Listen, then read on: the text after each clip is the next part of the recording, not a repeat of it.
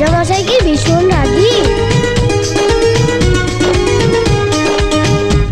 ওরে বাবা, রাজামশাই ভীষণ রাগী, জানলে দেবে ফাঁসি। কেউ দেখেনি রাজার মুখে কোনোদিনই হাসি। রাম গরুরের ছানা নাকি? কেমন করে রাজার কুমার বলবে ডেকে তাকে, রাজা মশাই ভালোবাসি আমি তোমার মেয়েকে।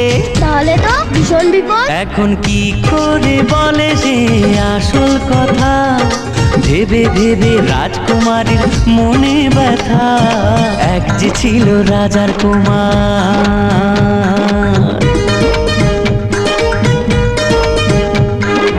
ওদিকে সেই অন্য দেশে রাজার কুমার এসে বিয়ের কথা বলতে এলো হবু জামাই বেশে।